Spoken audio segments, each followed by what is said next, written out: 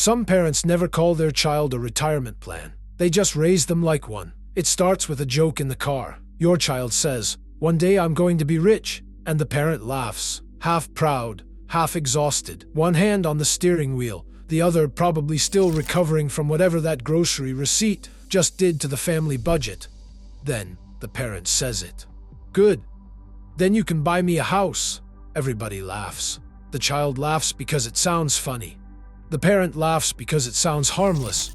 But children are strange little accountants. They remember which dreams made adults lean forward. They remember when success got louder praise than kindness.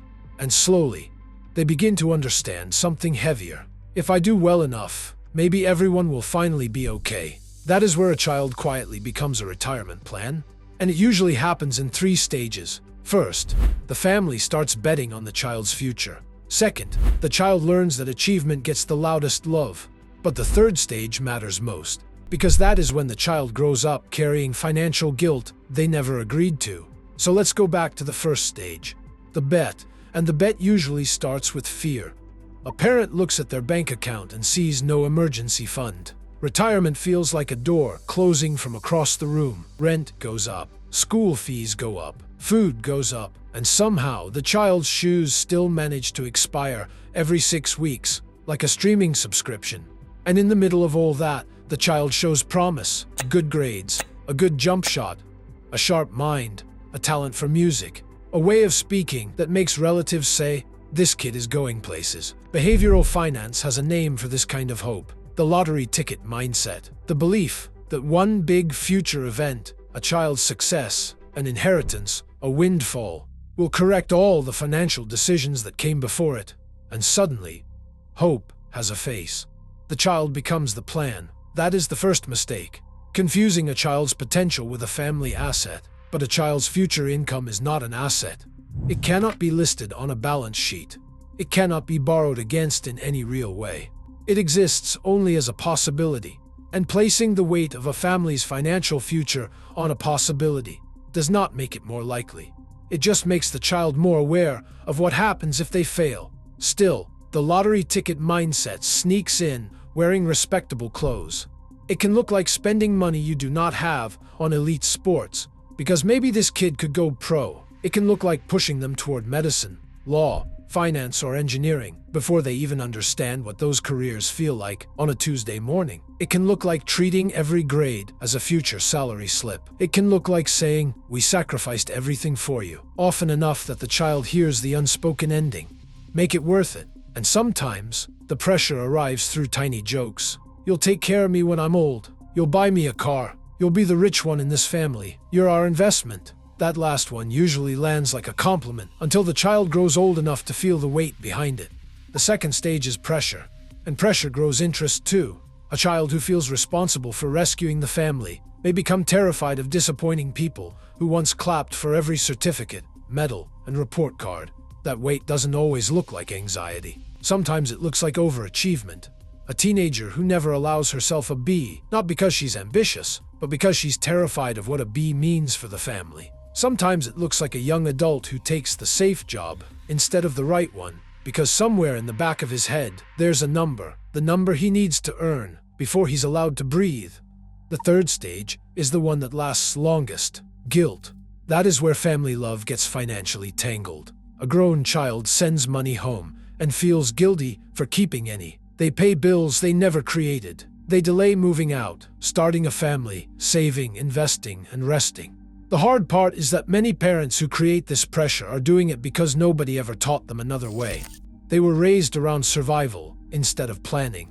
They watched adults work hard and still fall behind. Retirement planning felt like something wealthy people did, not something that applied to their family.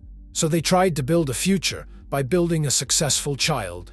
If a household has no emergency fund, the child feels that. Maybe nobody says it. Maybe the lights stay on. Dinner appears, and everything looks normal. But kids notice the mood around money. They may forget every instruction involving laundry, but they know when a bill changes the weather in the room. They hear the sigh after a bill. They see the face when the card declines. They know when a school trip creates tension. They understand when asking for something turns the room cold. And if the family's only bright financial story is one day you'll be rich, the child learns that money is something the future version of them must fix. So the replacement plan has to start with the parent. It does not require a fortune, but needs a fixed direction.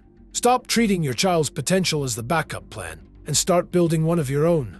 It may begin with a parent saying, "We are choosing not to spend on that right now," instead of, "We can't afford anything." That small shift matters. It tells the child money has priorities, not just panic. It may look like building the first month of expenses in an emergency fund, even before the perfect plan exists. Nobody makes a movie trailer about surviving a broken fridge, but that 1 month changes the whole house. Then comes retirement, even if it starts embarrassingly small. $50 a month, $100, even a small automatic transfer into a retirement account teaches a different lesson than waiting for one big rescue. Whatever can happen without turning groceries into a hostage negotiation, the amount matters less at the beginning than the identity it builds. Think of it this way: I am not waiting for my child to rescue me. I am participating in my own future. Bad debt needs the same honesty. Credit cards, payday loans, high interest balances, all the little financial fires that make tomorrow more expensive than today. A parent who quietly attacks those debts is teaching something powerful without making a speech. They are showing a child that adults can face money without making the child carry the fear. The final piece is how to invest in the child without turning the child into the investment. If they love football, coding, music, art, business, or some strange obsession that has taken over the house this week, feed the fire, but avoid warming your retirement around it. Pay for the lessons you can afford. Cheer loudly. Help them practice. Teach discipline. Teach them how to lose without turning the car ride home into a courtroom. Teach them to ask good questions. Speak clearly. Negotiate. Save part of what they earn. Understand interest. Delay gratification. And recover when plans change. A scholarship may not come. A sports career may not happen. The influencer dream may discover, quite rudely, that the algorithm has the loyalty of a raccoon near a trash can. But financial literacy, work ethic, and confidence travel. A child who learns those things is being prepared for freedom, not assigned a rescue mission. Encourage ambition without making survival depend on it. There is a version of parental belief that frees a child, and a version that follows them around like a second mortgage. Celebrate achievement without making love feel like another report card. Tell your child you believe in them without quietly handing them the family's unpaid invoice.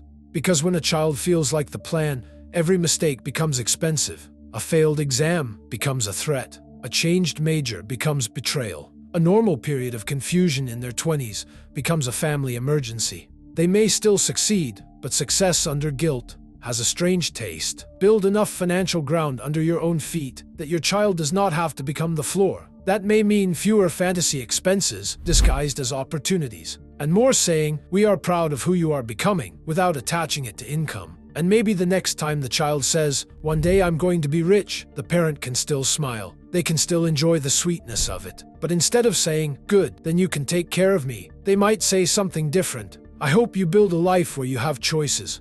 That sentence gives the child room to breathe.